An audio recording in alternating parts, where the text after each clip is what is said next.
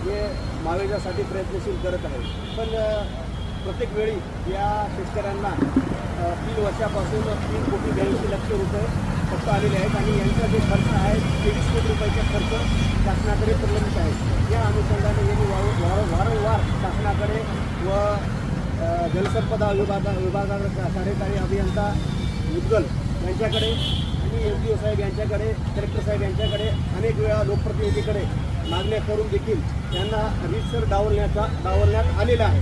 अनेक वेळा यांना आहे का नाही, मागे असेच जलसमाधी आंदोलनाचा यांनी इशारा दिला. त्यानंतर 50% रक्कम 31 एप्रिलच्या पहिल्या देण्याचं त्यांनी कबूल केलेलं होतं.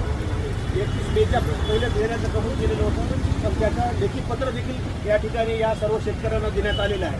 या पत्र घेऊन देखील या शेतकऱ्यांची दिशाभूल करण्याचं काम या अधिकारी व कर्मचारी वर्गाकडून होत आहे. शेतकऱ्यांची रास्त मागणी आहे. यांच्या जे शेतात काही शेतकरी इथं युनियन होत आहेत, 2 एकर 3 एकर असे काही शेतकरी आहेत. त्यांना एकतर शेती काम करण्यासाठी शेती उपलब्ध नाही. वरून शेतकऱ्यांचा जर मावेजा मिळाला, मावेजावर दुसरी शेती घेतील, व्यवसाय करतील, काहीतरी करून उदरनिर्वाह करतील. पण इथे मागील 3 दिवसापासून इथे अन्नत्याग आंदोलन केलेलं आहे. अनेक जणांची BP लो आहे. अतिशय वाईट परिस्थितीमध्ये हे सर्व शेतकऱ्याचे की या ठिकाणी आमरण उपोषण चालू आहे. यामुळे आम्ही सर्व राष्ट्रवादीचे पदाधिकारी या ठिकाणी भेट देण्यासाठी आलो असता आम्हाला या संदर्भात संपूर्ण माहिती घेतली. आम्ही या ठिकाणचे प्रकल्प कार्यकारी अधिकारी जे आहेत, कार्यकारी अभियंता श्री मुद्गल साहेब यांना देखील फोनद्वारे आम्ही संपर्क केला. तेव्हा तुम्ही मागे जे दिले होतं 50% जे आम्ही तात्काळ देऊ, तसं तुम्ही आता 100% तात्काळ द्या आणि या शेतकऱ्यांना तात्काळ उपोषणातून उठून यांना मावेजा यांना द्या. आणि ऑलरेडी या शेतकऱ्याचं म्हणणं होतं बा आमचं काम आम्हाला जोपर्यंत पैसे देत नाही तोपर्यंत आम्हाला काम इथं कोणी करू नका.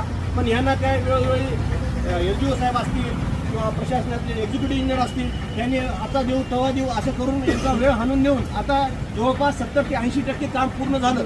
कॉन्ट्रॅक्टरचे पैसे द्यायला यांच्याकडे पैसे आहेत, त्यांचं काम करायला यांच्याकडे वेळ आहे. पण शेतकरी तो उपोषणाला बसलेला आहे. पण यांची दखल घेण्यासाठी आणि यांच्या तात्काळ मदत करून देण्याच्या या प्रयत्नामुळे आम्ही सर्व राष्ट्रवादी हा पाठिंबा दिलेला आहे. सर्वच पक्षाचा जवळपास पाठिंबा मिळत आहे. पण गोडं कुठं आणलेलं आहे अजून कळत नाही. तर आजच मला कळालं की LDO साहेब देखील कालपासून या ठिकाणी त्यांनी रजेवर गेले. म्हणजे हे खोटं बोलून वेळ काढून देऊन शेतकऱ्यांना अतिशय वाऱ्यावर सोडण्याचं काम त्या प्रशासकीय अधिकाऱ्यांकडून व या संबंधित यंत्रणेकडून होत आहे. जर तात्काळ जर यांनी जर केलं असेल तर आम्हाला तीव्र आंदोलनाचा आपल्या माध्यमातून तीव्र आंदोलनाचा आम्ही इशारा देतो. आणि याचं काही उग्ररूप स्वरूप झालं किंवा शेतकऱ्याची काही हानी झाली तर यामध्ये सर्वस्वी जबाबदार प्रशासन व शासन हीच राहील.